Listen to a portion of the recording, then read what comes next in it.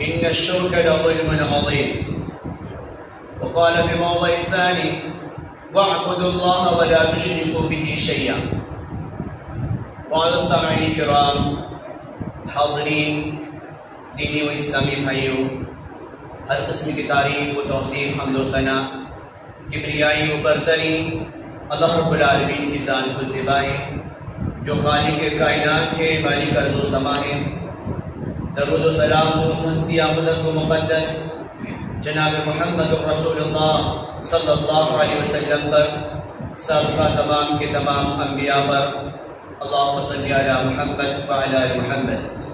سامعین، آج کے درس کا عنوان ہے شرک ایک بھیانک جرم۔ اللہ رب العالمین کے نزدیک جو سب سے بڑا گناہ، جو سب سے بڑا جرم ہے، وہ شرک ہے۔ ہمارے ذہن میں یہ بات آتی ہے چوری کرنا جرم ہے، قتل کرنا جرم ہے، زنا کرنا جرم ہے، لیکن اللہ رب العالمین کے نزدیک جو سب سے بڑا جرم ہے وہ اللہ سبحانہ و تعالیٰ کا ساجیدار ٹھہرانا ہے۔ اللہ رب العالمین بڑے سے بڑے گناہوں کو معاف کر دے گا، اللہ رب العالمین بڑے سے بڑے جرائم کو معاف کر دے گا، لیکن اگر اللہ سبحانہ و تعالیٰ کی ذات میں اگر ہم نے کسی کو شریک ٹھہرایا ہے، کسی کو ساجیدار بنایا ہے، تو اللہ رب العالمین اسے کبھی معاف نہیں کرے۔ ایک انسان اتنا گناہ کرے کہ زمین سے گناہ کرتا چلا جائے اور آسمان کے چھت کو اپنی گناہوں کی نحوست سے بھر دے، پھر بھی وہ توبہ کرے تو اللہ رب العالمین اسے معاف کر دے گا۔ لیکن اگر اس نے شرک کیا ہے، اللہ رب العالمین کے علاوہ کسی اور کو اپنا حاجت روا تسلیم کیا ہے، تو اللہ رب العالمین اسے کبھی معاف نہیں کرے۔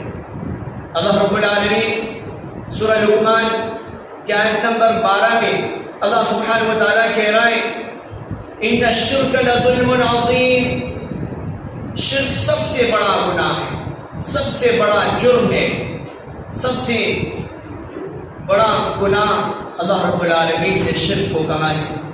سورہ نساء کی آیت نمبر 36 میں اللہ رب العالمین کہہ رہا ہے وَاعْبُدُوا اللَّهَ وَلَا تُشْرِكُوا بِهِ شَيْئًا، کہ لوگوں خالص اللہ کی عبادت کرو، وَلَا تُشْرِكُوا بِهِ شَيْئًا، اور اس کی ذات میں کسی کو شریک نہ بناؤ۔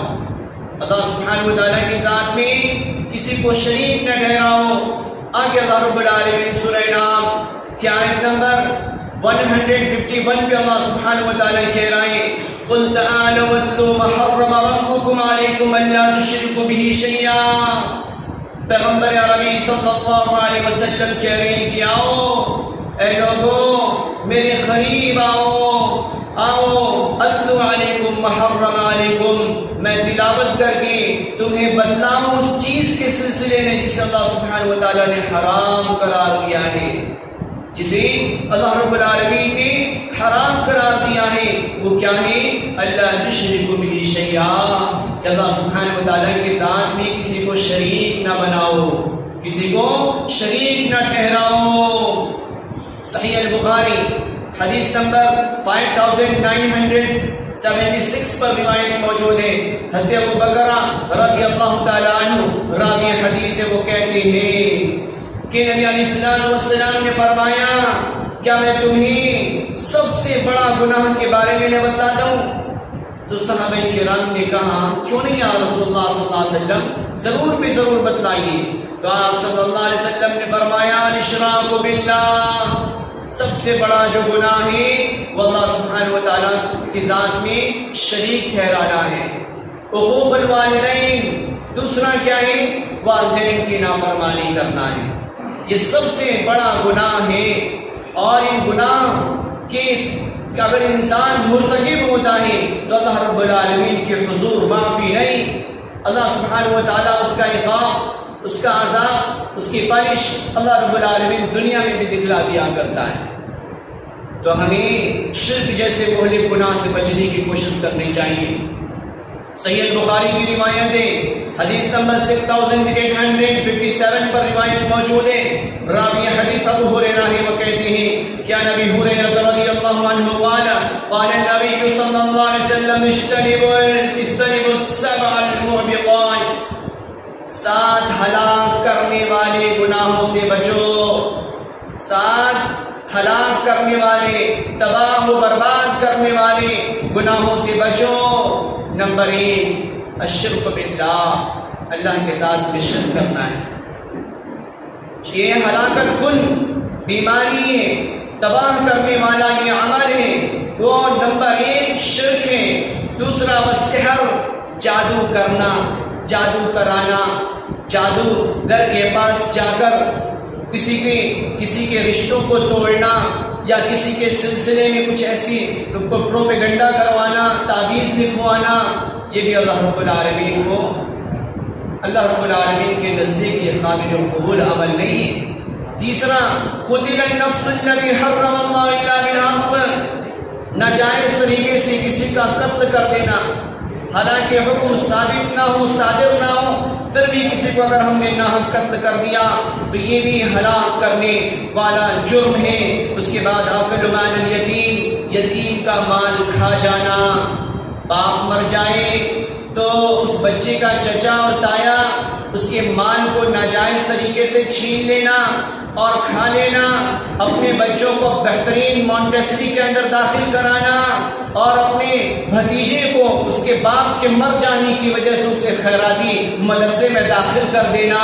تو نبی علیہ السلام نے فرمایا یہ 7 ہلاکت کن، ہلاک کرنے والی چیزیں ہیں، ان میں سے ایک یہ ہے کہ یتیم کا مال کھا جانا، یعنی جو بھائی مال کو چھوڑ کر گیا ہے، اس نے اپنی اولاد چھوڑے ہیں، تو اس چچا کی ذمہ داری بنتی ہے، اس بھائی کی ذمہ داری بنتی ہے کہ اپنے بھتیجے کے ساتھ ہمدردی کرے، اس کے ساتھ خیر خواہی کرے، اس کے پڑھنے لکھنے کا انتظام کرے، اس کے باپ نے جو پیسہ چھوڑا ہے اس پیسے کو اسی کے اوپر خرچ کرے۔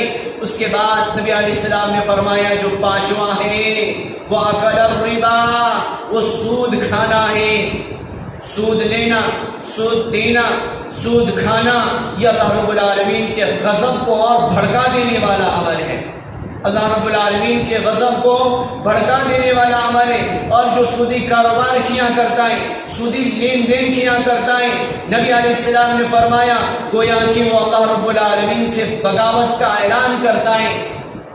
تو ہمیں ایسے عمل سے بچنا چاہیے۔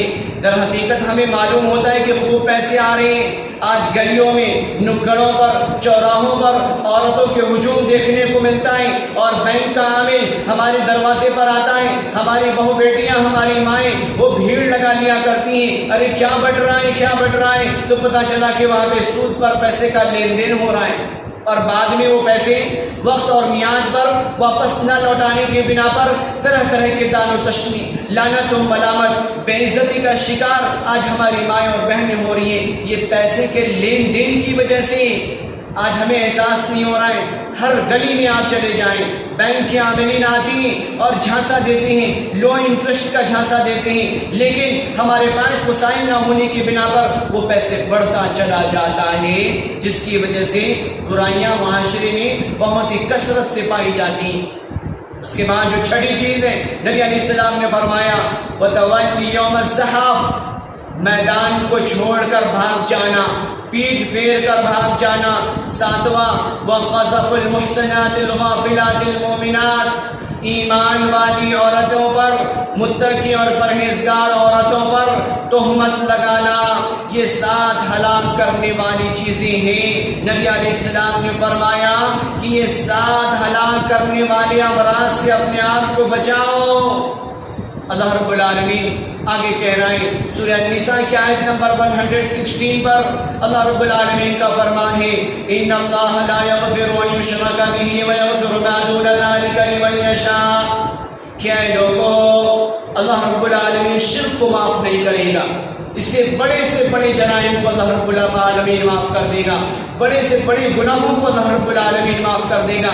لیکن اگر ہم نے شرک کیا ہے اللہ کے ذات میں، ہم نے کسی کو حاجت روا تسلیم کیا ہے، ہم نے گھوڑے شاہ کے چکر لگائے ہیں، ہم نے کچھوے شاہ کے چکر لگائے ہیں، ہم نے چشتیاں کے چکر لگائے ہیں، تو گویا کہ اللہ رب العالمین جیسا ہم نے اسے پاور والا سمجھ بیٹھے اور اس کی وجہ سے اللہ رب العالمین کے غضب کو ہم نے اور زیادہ بھڑکا دیا۔ اللہ رب العالمین کہہ رہا ہے کہ شرک کو اللہ رب العالمین معاف نہیں کرے گا، اس سے بڑے گناہ کو اللہ رب العالمین معاف کر دے گا۔ وَمَن يُشْرِكْ بِاللَّهِ فَقَدْ ضَلَّ ضَلَالًا بَعِيدًا، جو شرک کیا کرتا ہے وہ گویا کہ اپنے آپ کو اور گمراہی کے اندر ڈھکیل رہا ہوتا ہے، یعنی اور گمراہی کو اختیار کر بیٹھتا ہے اور وہ بڑھتا چلا جاتا ہے۔ آگے اللہ رب العالمین سورہ نام کی آیت نمبر 88 میں اللہ رب العالمین کہہ رہا ہے لَوْ أَشْرَكُوا لَحَبِطَ عَنْهُمْ مَا كَانُوا يَعْمَلُونَ، اگر تم نے شرک کیا لَحَبِطَ عَنْهُمْ كَانُوا يَعْمَلُونَ، تو تم نے جو بھی عمل انجام دیے وہ سب اکارہ تھے۔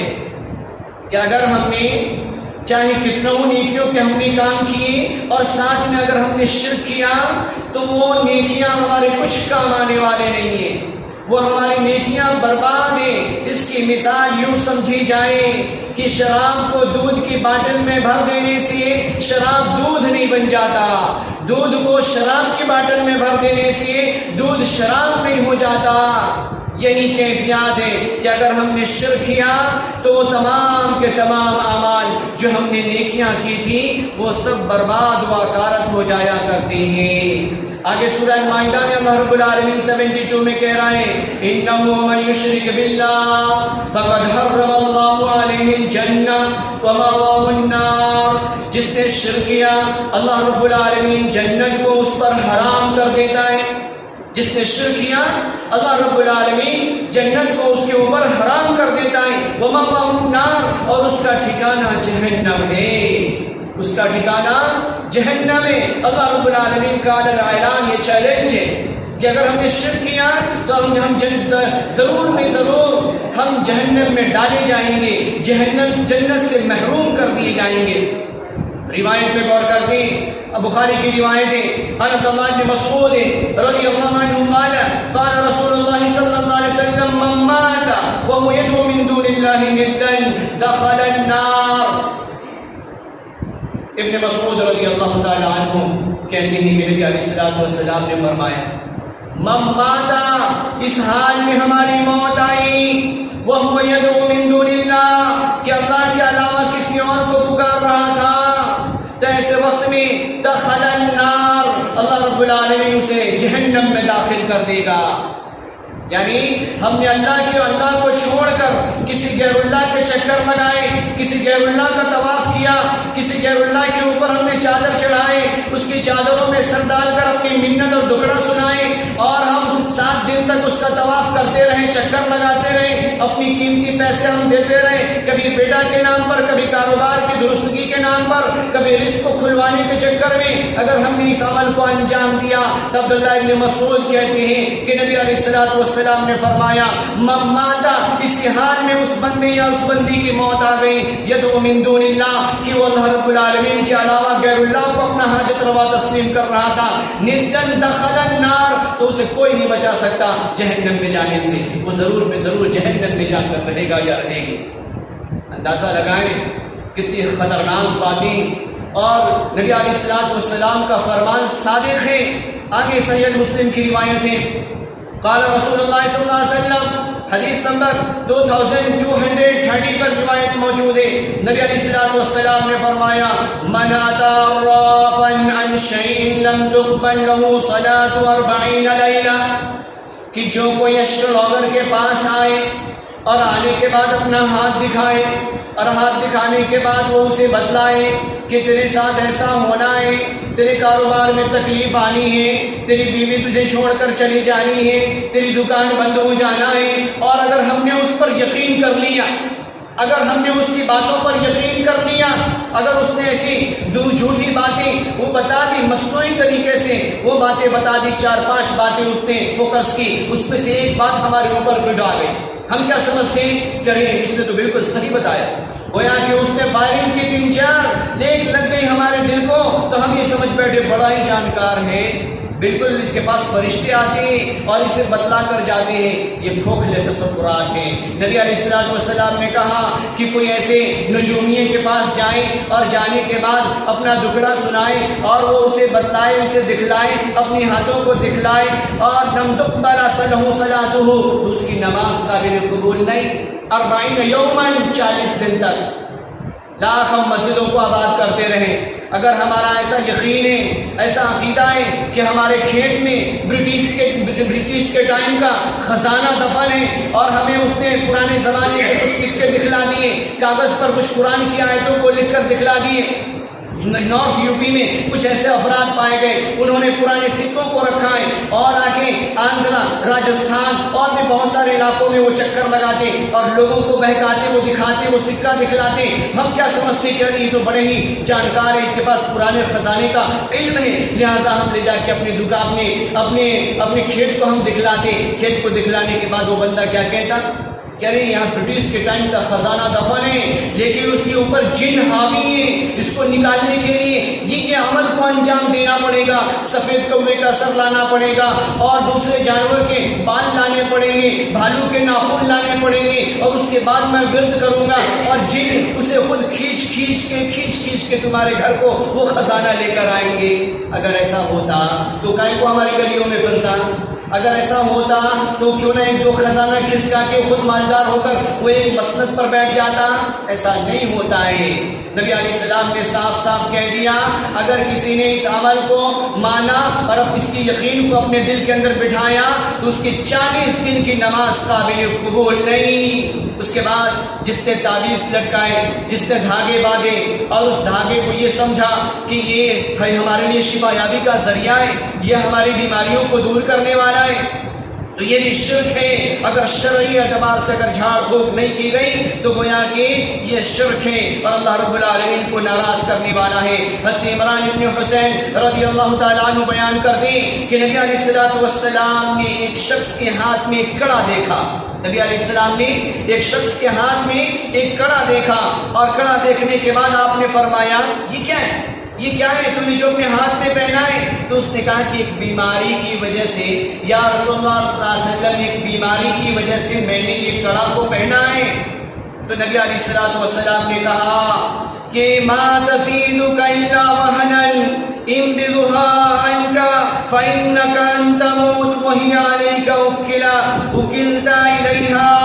اگر یہ تیرے دل کے اندر یہ بات یقین ہے کہ اس کی وجہ سے مرض دور ہوگا، یہ کڑا کے پہننے سے مرض دور ہوگا، اور اگر اس یقین کے ساتھ اگر تو دنیا سے رخصت ہو گیا تو گویا کہ تو اسی کے ساتھ شامل حال ہوگا، اسی کے ساتھ تیرا حشر ہوگا۔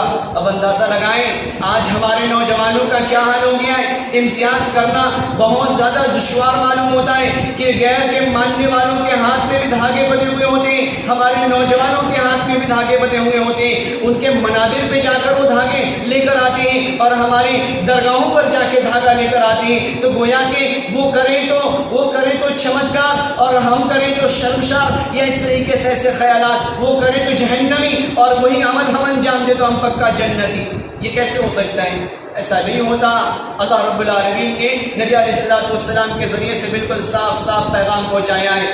اب دیکھیں ہم جنت میں جانا چاہتے ہیں، بہت ہی سمپل نسخہ ہے۔ ایک دیہاتی، ایک گاؤں کا بدو نبی علیہ السلام کی خدمت میں آئے، متفق علیہ روایت ہے، امام مسلم نے بھی نقل کیا ہے، امام بخاری نے بھی نقل کیا ہے۔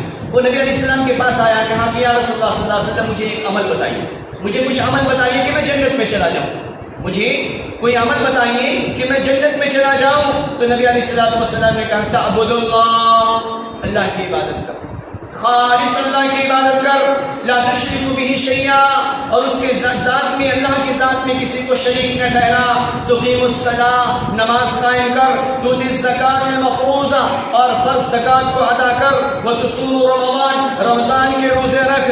قال والذی نفسی بیدی، تو اس بندے نے، اس دیہاتی بدو نے نبی علیہ الصلوۃ والسلام سے کہا کہ اس رب کی قسم جس کے قبض قدرت میں میری جان ہے، لا ازید علی ھذا، کہ یا رسول اللہ صلی اللہ علیہ وسلم میں اس سے زیادہ کچھ عمل انجام نہیں دوں گا. فلما ولى قال النبي صلی اللہ علیہ وسلم من سره ان ينظر الى رجل من اهل الجنه فلينظر الى هذا. تو جیسے ہی وہ دیہاتی، وہ بدو، وہ عرابی جیسے ہی پلٹا اپنے گھر کو جانے کے لیے، نبی علیہ الصلوۃ والسلام نے صحابہ کرام سے کہا دیکھو وہ جنتی جا رہا ہے، دیکھو وہ جنتی جا رہا ہے. اس لیے کہ اس نے پختہ عزم کر لیا کہ نبی نے جو فرما دیا اسی پہ عمل کرنا ہے، اس کے علاوہ کوئی فرضی باتوں پہ ہمیں عمل نہیں کرنا، کوئی دوسری باتوں پر ہمیں عمل نہیں کرنا. ابھی چند دن پہلے کی بات ہے، نیلور کے کچھ کسی گاؤں کے اندر ایک گھوڑا مر گیا اور اس گھوڑے کو لوگوں نے دفن کر دیا، ہرے رنگ کا گلاف پہنا دیا. وہ تمام سوشل نیٹ ورک میں سرکولیٹ ہوتا ہوا نظر آ رہا ہے. اب آنے والے وقت میں اسے درگاہ کی شکل جن لوگوں نے دی، اب کتنے اس کے پیروکار پیدا ہو جائیں گے، کتنے مجاور اس مٹھ پر بیٹھنے والے ہو جائیں گے، کتنے لوگوں کے عقیدے کو بگاڑنے والے ہو جائیں گے. اب اندازہ لگائیں اس یقین کے ساتھ اگر ہم دنیا سے رخصت ہو گئے تو بڑی ہی ہلاکت ہے، بڑی ہی بربادی ہے. تو ہمیں چاہیے کہ ہم شرک جیسے مہلک بیماری سے اپنے آپ کو بچائیں. اللہ رب العالمین سے ہم دعا کرتے ہیں کہ اللہ سبحانہ و تعالیٰ شرک کے ہولناکیوں سے یا رب العالمین ہماری حفاظت فرما، ہمارے نونہالوں کی حفاظت فرما، ہماری ماں اور بہنوں کی بھی حفاظت فرما. یا رب جو پریشانیاں لاحق ہیں یا رب العالمین تو اپنے فضل سے دور فرما.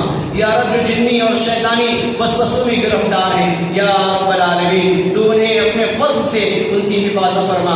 قرآن کریم کی تلاوت کرنے کی توفیق عطا فرما. یا رب ہم سب کو نماز با جماعت پڑھنے کی توفیق عطا فرما. شرین کے شر سے، حاسدین کے حسد سے، معاندین کے عناد سے یا رب العالمین ہماری حفاظت فرما. یا رب ہم نے جو مانگا وہ بھی عطا فرما، جو مانگنے سے رہ گیا اپنی شایان شان سے عطا فرما. وآخر دعوانا الحمدللہ رب العالمین.